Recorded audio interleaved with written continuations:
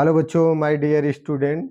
Science class में आप लोगों का फिर से स्वागत है। तो बच्चों, आज हम नेक्स्ट पार्ट लेकर आए हैं कक्षा 11th का। तो इसमें देखेंगे, हम पहले क्वांटम संख्या पढ़ चुके हैं। तो इसमें बच्चों हम देखेंगे क्या हुंड का नियम, या इसे इंग्लिश में कहते हैं हंस का रूल। तो बच्चों, इसमें यह बात होती है जैसे जब इलेक्ट्रॉन अपने उपकोष में समान ऊर्जा में रहते हैं, ठीक है, समान ऊर्जा में इलेक्ट्रॉन भरे जाते हैं। इसके बाद प्रत्येक कक्षा प्रारंभ में समांतर चक्रण वाले अयुग्मित इलेक्ट्रॉन, समांतर चक्रण वाले मतलब क्लॉकवाइज इलेक्ट्रॉन भरे जाते हैं। तो बच्चों, हम चलते हैं, देखते हैं। जैसे देखिए हुंड हुंड का नियम क्या है, हुंड साहब ने क्या कहा। तो देखते हैं, आज हम अच्छे से देखेंगे और समझेंगे और मजे से पढ़ेंगे। तो देखते हैं, जब एक ही उपकोष की समान ऊर्जा, जैसा हमारा उपकोष है, 4 उपकोष है, एस, पी, डी और एफ। एक ही उपकोष के समान ऊर्जा वाले, ठीक है, समभ्रस कक्षक में इलेक्ट्रॉन भरे जाते हैं, जिनकी ऊर्जा क्या हो, समान हो, जिनकी एनर्जी क्या हो, समान हो। तो अयुग्मित इलेक्ट्रॉन द्वारा भरा जाए। इलेक्ट्रॉन कैसे हो, अयुग्मित इलेक्ट्रॉन हो, अनपेयर्ड इलेक्ट्रॉन। तो बच्चों, जैसे देखिए अनपेयर्ड इलेक्ट्रॉन होते हैं, जैसे देखिए एस हो गया आपका, ये पी कक्षक हो गया आपका। कौन सा कक्षक हो गया, पी। तो बच्चों देखते हैं, देखिए ये आपका पी हो गया। तो पी वाले में कितने होते हैं, 3। तो बच्चों ये क्या हो जाएगा आपका, 2p हो गया। और आपका ये 1s हो गया, ये आपका 2s हो गया। तो इनमें कैसे इलेक्ट्रॉन पहले हम भरेंगे, समांतर क्रम में। कैसे भरेंगे, समांतर क्रम में इनमें इलेक्ट्रॉन भरेंगे। तो बच्चों कैसे इलेक्ट्रॉन पे भरेंगे, समांतर क्रम में भरेंगे। तो हम चलते हैं आगे, देखते हैं कि बच्चों और आगे देखेंगे। हेलो बच्चों, तो चलते हैं, देखते हैं आगे। आगे हमारा क्या होता है, इसके बाद इलेक्ट्रॉनों का युग्मन प्रारंभ होता है। कैसा होता है, युग्मन मतलब उसको डबल पेयर्ड में, मतलब डबल इलेक्ट्रॉन भरते हैं। तो बच्चों देखिए, जैसे P1 है, तो इसको हम कैसे भरेंगे, समांतर क्रम में। कैसे भरेंगे, समांतर क्रम में। और या ठीक है, ये क्लॉकवाइज हो गया या ये एंटी क्लॉकवाइज हो गया बच्चों। तो फिर आगे जो कक्षाएं आएंगी, जिसमें इलेक्ट्रॉन जिस कक्षा में, वह किस में भरेंगे, समांतर क्रम में। फिर कैसे भरेंगे, एंटी क्लॉकवाइज।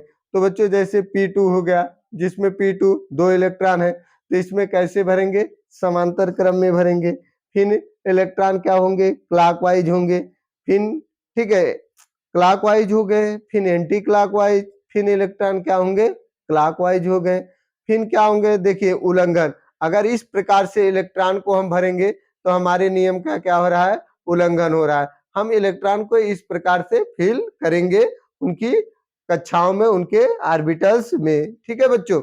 जैसे देखिए P3 हो गया, P3 में क्या हुआ, सब क्लॉकवाइज समांतर क्रम में।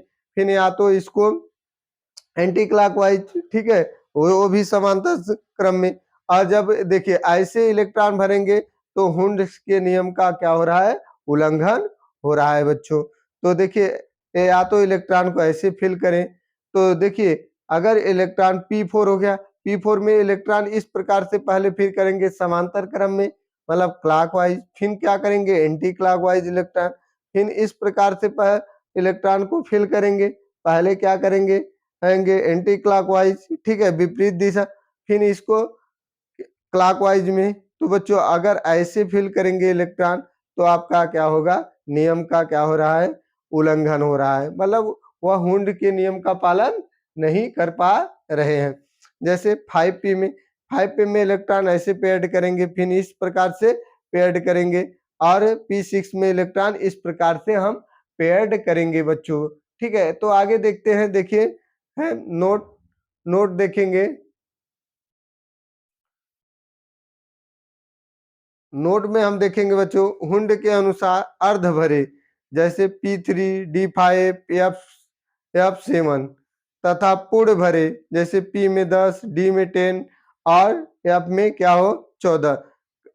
कक्षक अन्य, ठीक है, अन्य विन्यासों की तुलना में अधिक अस्थायी होते हैं। क्या होते हैं, अधिक अस्थायी होते हैं। कब अस्थायी होते हैं बच्चों, तो हम देखेंगे जैसे हुंड के अनुसार अर्ध भरे, जो अर्ध भरे हैं वह पूर्ण भरे कक्षाओं से अधिक क्या होते हैं, स्टेबल होते हैं। क्या होते हैं, स्टेबल होते हैं बच्चों। यहाँ विन्यास की तुलना में अधिक अस्थायी होते हैं। कक्ष अन्य विन्यासों की तुलना में अधिक अस्थायी होते हैं तथा कुछ परमाणु का विन्यास आपबाऊ सिद्धांत के अनुसार नहीं होता है। कह रहे कुछ ऐसे भी हैं जो आपबाऊ के नियम का पालन नहीं करते हैं, जिसे हम कहते हैं एक्सेप्शन, जो आपबाऊ के नियम का पालन नहीं करते हैं। तो बच्चों सबसे स्टेबल कब होंगे, या तो अर्ध भरे हों या पूर्ण भरे हों। तब कक्ष देखिए ऑर्बिटल्स अन्य विन्यासों की तुलना में अधिक क्या होंगे, स्टेबल होंगे। कुछ बच्चों क्या है, एक्सेप्शन है, अपवाद है।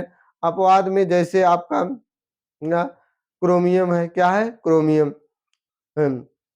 तो इसका अपेक्षित विन्यास जो लास्ट वाला होता है 4s2 3d, और लेकिन वास्तविक विन्यास क्या होता है बच्चों, बच्चों देखिए इस पर क्या होता है, जिस पर 4s पर 1 इलेक्ट्रॉन और 3d पर 5। तो बच्चों इसमें देखेंगे हम ऐसा क्यों होता है। तो बच्चों जैसे देखिए, जैसे आपका Cr हो 24 है, तो इसका इलेक्ट्रॉनिक कन्फिगरेशन लिखेंगे 1s2 2s2 2p6, और 3s पर क्या हो जाएंगे 2, और इसके बाद 3p पर आपका क्या हो जाएगा 6, और 4s पर क्या हो जाएगा आपका 1, और इसके बाद 3d पर क्या हो जाएगा 5। तो बच्चों देखिए 2 4 4 हो गया, 6 4 10 10 2 12 12 और 6 कितने हो गए 18 और 1 19 19 और 5 24। तो बच्चों यहाँ पर क्या होता है आपका, ये देखिए इस प्रकार से, जैसे आपका 4s में अगर 2 इलेक्ट्रॉन हो, इस प्रकार से समझिए कि बच्चों मेरे कहने का तात्पर्य है यह कि इसमें 2 इलेक्ट्रॉन हो, तो 2 इलेक्ट्रॉन हो, ऐसे 2 इलेक्ट्रॉन इसमें फिल कर देंगे इस प्रकार से। और आपका ये 5d है बच्चों, 5d में कितनी कक्षाएं होती हैं, उप कक्षाएं 5 होती हैं, 1 2 3 4, और एक बनाएंगे 5। तो इनमें क्या करेंगे हम, पहले एक एक इलेक्ट्रॉन पेयर्ड करेंगे, क्योंकि 4 इलेक्ट्रॉन है। कितने इलेक्ट्रॉन थे, 4 इलेक्ट्रॉन। इसकी अगर वास्तविक संरचना देखें तो ऐसा होना चाहिए जिनमें इस पर क्या हो 4, तो 4 इलेक्ट्रॉन, तो ये इलेक्ट्रॉन इसमें चला जाता है। तब जब यह समांतर क्रम में होते हैं अर्ध भरे अयुग्मित अनपेयर्ड इलेक्ट्रॉन होते हैं, तो ज्यादा ही स्टेबल होते हैं। क्या होते हैं बच्चों, ज्यादा ही स्टेबल होते हैं। तो ये क्या है, एक्सेप्शन है, अपवाद है, अपवाद है। तो बच्चों इसमें देखेंगे आपके बहुत ऐसे हैं कि जो अपवाद है, जैसे आप और भी ले लीजिए, और बहुत से एलिमेंट्स हैं, जैसे आपका कापर है, कापर के की संरचनाएं अपेक्षिक ये होना चाहिए 4s, लेकिन इलेक्ट्रॉन क्या होते हैं, जैसे हम अभी क्रोमियम की बात किए, अरे क्रोमियम की बात किए थे, इसी प्रकार इलेक्ट्रॉन क्या करेंगे 4s का इलेक्ट्रॉन 4d में चला जाएगा। तो बच्चों इसका भी देख लीजिए, एक और हम एग्जाम्पल देखते हैं, एग्जाम्पल के थ्रू, और एक देखते हैं, जैसे आप क्या है आपका कॉपर है, क्या है बच्चों, कॉपर है, जैसे Cu कॉपर है जो आपका 29, तो इसका लिखेंगे 1s2, ठीक है बच्चों, 1s2 2s2 2p6 3s2 3p आपका 6, और 4s पर 2, और इसके बाद क्या हो जाए 3d पर क्या हो जाए 9। तो बच्चों इसमें भी वही प्रक्रियाएं अपनानी पड़ेगी, एक्सेप्शन है। क्या करेंगे, अगर इसमें 4s में 2 इलेक्ट्रॉन है, इसमें क्या है आपके 9 इलेक्ट्रॉन है, 5 उप कक्षाएं, तो इनमें क्या करेंगे, पहले इलेक्ट्रॉन पेयर्ड करेंगे सिंगल, तो और फिर डबल यहाँ, फिर डबल आपके, फिर यहाँ। तो बच्चों क्या हो 2 4 2 6 2 8 1 9 हो गए।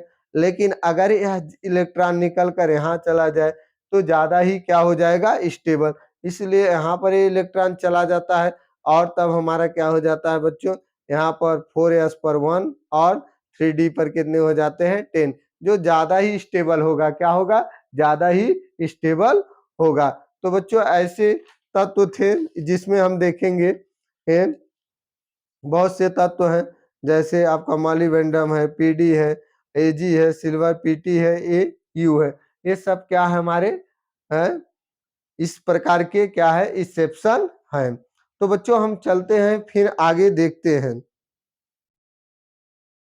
तो बच्चों देखते हैं एक क्वेश्चन है, देखिए निम्नलिखित आयनों का चक्रण चुंबकीय आघूर्ण तथा कुल चक्रण ज्ञात करो। तो बच्चों देखिए जैसे Cr पर प्लस है, 3d पर 5, CO पर 3 प्लस, Ar पर क्या है 3d 6। तो बच्चों देखिए हम पहले फिल करेंगे n बराबर क्या हो 5, तो 2 4 5 भर दिए, तो 5 भर दिए, इसमें एक एक इलेक्ट्रॉन अनपेयर्ड इलेक्ट्रॉन है। कैसे इलेक्ट्रॉन है? अनपेयर्ड इलेक्ट्रॉन है। इसमें बच्चों 6 इलेक्ट्रॉन है, इसमें 5 था और इसमें 6। तो हम पहले क्या करेंगे एक एक इलेक्ट्रॉन को फिलिंग करेंगे, ठीक है, फिर एक इलेक्ट्रॉन को यहाँ भर देंगे। तो इसमें बच्चों n बराबर क्या है 4 है, ठीक है 4 है। तो यूएस बराबर आप क्या लेंगे अंडर रूट एस, तो कोष्टक में एस प्लस 2। तो आपका क्या हो जाएगा यहाँ पर बच्चों, तो आप जब यहाँ पर काउंटिंग करेंगे तो हम इसके अंदर क्या रखेंगे 5 प्लस, ठीक है बच्चों 5 प्लस 2, तो 5 2 7 और 7 पचे 35। तो अंडर रूट क्या हो जाएगा 35 BM, ठीक है, क्या हो जाएगा अ, आघूर्ण, ठीक है। यहाँ पर n बराबर 4 हो तो यूएस बराबर क्या हो जाएगा अंडर रूट 4 प्लस 4 2, तो BM, ठीक है बच्चों। तो ये हमारा हो जाएगा 4 छक 24। तो कुल चक्रण निकालेंगे, तो कुल चक्रण प्लस माइनस 1/2 इससे डिवाइड करेंगे, तो बच्चों कितना आ जाएगा आपका, कितना आ जाएगा बच्चों 2 आ जाएगा, प्लस माइनस 2। यहाँ पर कुल चक्रण को डिवाइड करेंगे तो हमारा कुल चक्रण यहाँ भी आ जाएगा बच्चों, वो प्लस माइनस 1/2 इंटू 5। जब डिवाइड करेंगे तो क्या हो जाएगा यह 5/2, तो प्लस माइनस 5/2।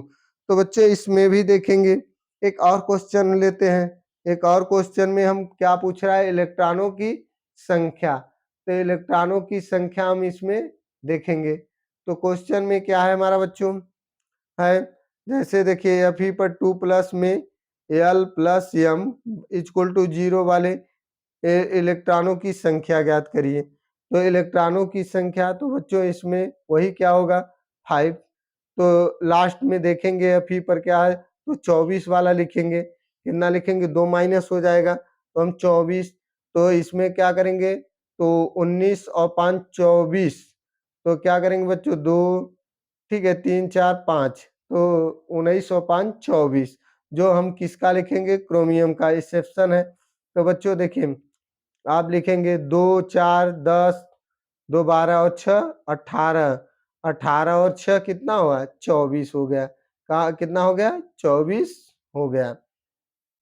तो बच्चों इसमें देखिए हमारा यह उपकोष में या उस कोष में एल का मान क्या होगा 0, जो हम पहले पार्ट में पढ़ चुके हैं। एम का मान भी क्या होगा 0, एल प्लस प्लस एम क्या हो जाएगा 0 हो जाएगा। इसमें कितने इलेक्ट्रॉन होंगे 6 इलेक्ट्रॉन होंगे, कितने इलेक्ट्रॉन होंगे 6 इलेक्ट्रॉन होंगे। अब पी उपकोष के लिए एल का मान 1 होगा बच्चों, कितने होंगे 1, तो एल